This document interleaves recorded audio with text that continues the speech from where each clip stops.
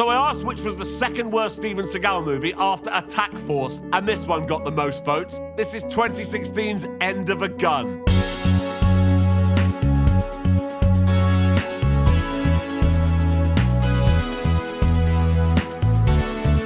I'm Jay Harangue and I've wasted hours of my life watching terrible films. You should subscribe.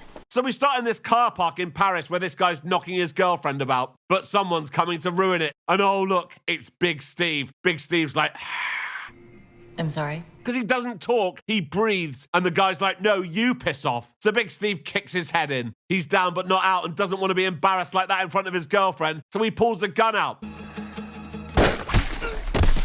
So he's dead. When the police come, the detective on the scene is one of Big Steve's friends from back in the day, Gene. And don't bother with, it's pronounced Jean, actually. I don't care. Gene's like, what happened here, Steve? And Big Steve's like, and Gene's like, okay, you're gonna have to come to the station. Why are you getting so motherfucking formal with me, man? Because he's a police officer and you've just shot someone in the face.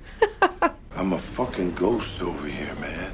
I don't exist. Yeah, I'm sure you really blend in. A 6'4", 300-pound American with orange-tinted glasses and hair plugs. Ridiculous. Anyway, so apparently Big Steve's in Paris undercover. Undercover as what? No idea, but he's undercover. I see. Gene's trying to get Big Steve to sign a statement, but he's like... And Gene's like, his name was Ronnie Martin, and no, sorry, I can't tell you what the girl said. But Big Steve's like, and leaves. The next morning, Big Steve sat having coffee, and oh, look, it's Ronnie's girlfriend from last night. Hardly a coincidence, I suppose. It's not like 10 million people live in Paris. Yeah, I guess you have a point. Anyway, her name's Lisa, and she's clearly desperate to get with Big Steve. Of course. But first, she has a business proposition for him. She's like, there's $2 million in this trunk of my dead boyfriend's car, but the police have impounded it. And Big Steve's like... What if I give you something? Big Steve's like... And she's like, no, sorry, I'm not into that. Big Steve's like... And she's like, okay then. Big Steve's like... And Lisa's like, good point. The money probably belongs to Mr. Vargas. Mr. Vargas is a mystery man who lives in Texas, but he's got people here in Paris working for him. Ronnie was one of them, and so is this guy, Gage. Gage has a small group of minions, and Mr. Vargas has told him to get the money from Ronnie's car. So who's going to get there first? Gage and his minions, or Big Steve and Lisa? Big Steve needs to make a quick stop at his apartment first. Wait, I thought you said we were going to go get the money. Big Steve's like... And she's like, okay, that makes sense. Gage needs to make a stop off too, to watch this guy kick a small dog in a children's playground. Hey, that's my dog. I wonder what's going on back at Big Steve's apartment.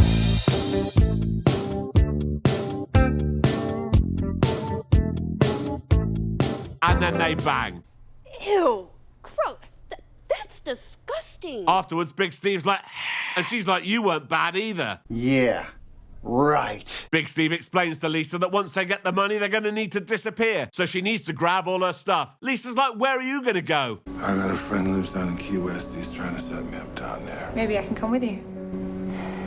Come on. I mean, I just don't know why you'd want to come. Neither do I, Steve. Neither do I. Anyway, it's time to get the money from Ronnie's car. Big Steve gets in through this window. How? I'm a fucking ghost. Right. Then he looks at this map. I haven't done this, by the way. That's actually in the film. That doesn't look good. Anyway, there's a guard there, but Big Steve beats him up and gets the money. Oh no, here comes another guard.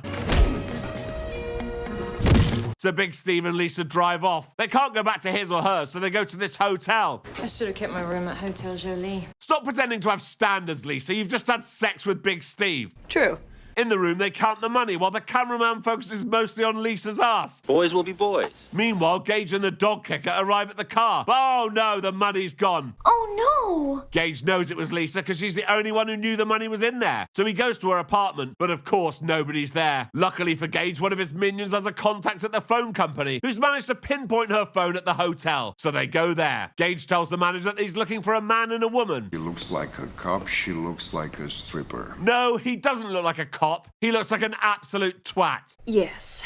Anyway, he's out getting breakfast and he's taken half the money with him. Why? Because plot. Got my breakfast?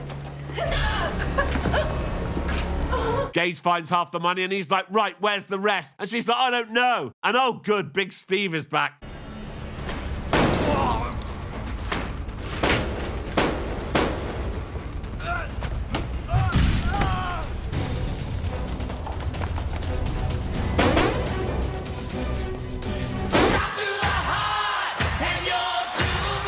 So Gage gets away with Lisa and calls Mr. Vargas. Gage tells him that he's got half the money, but it's going to be tough to get the other half because Big Steve's got it. Mr. Vargas is like, just get it. I need to pay these hookers to hang around in my office. So Gage asks Lisa where Big Steve is. He's like, tell me or I'll kill you. And she's like, okay, I'll call him for you and he'll come back with it. Gage is like, why would he do that? And she's like, because I'll tell him I'll have sex with him again. Make the call. Big Steve's busy talking to Gene about how hard he is, so Lisa leaves a message. When he calls back, Gage answers and Big Steve tells him he'll come and make the exchange. He's bringing Gene too, and Gene's made a fake money bag that's actually a bomb. If you're wondering why Gene is bringing his guitar, no, he's not that guy. There's a sniper rifle in there, and he'll be watching the exchange from a distance. What? Because he's French, he actually goes hoi hoi ha. This is shit. Anyway, back on the ground. You're surrounded. It may seem like that to you, No, that's not up for debate, actually. You are literally surrounded. but it might could be an illusion. Oh, just fuck off. You've got balls. Well, thank you for noticing that. What? This is shit. Anyway, then Big Steve gets a bag out and gives it to this guy. But oh no, Gage tells Lisa to open it. I hope it's not the bomb bag. Sorry, of course it's not. I forgot Big Steve can see into the future. Gage is like, hang on, this isn't all of it. And Big Steve's like, you're getting the rest when I get the girl back. So Gage hands Lisa over and Big Steve gives him the other bag. Hang on, there's a guy sneaking around with a gun. Oh, no, you don't. Then there's a massive gunfight, and it seems now everyone is after the money for themselves, including this guy.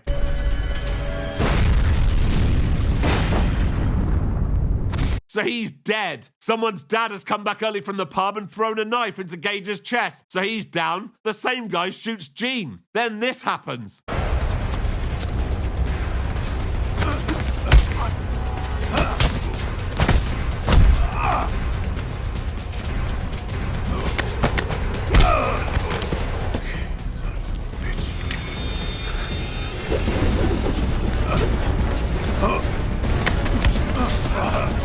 Big Steve finally kills him, but while all that's been going on, Gage has grabbed the money and made his way to the door. But Big Steve catches him. After 2 minutes of Gage telling Big Steve what an honourable and worthy adversary he's been, Big Steve kills him. But oh no, Lisa's got a gun to his head and asking for all the money. Big Steve's like, See you in the next life.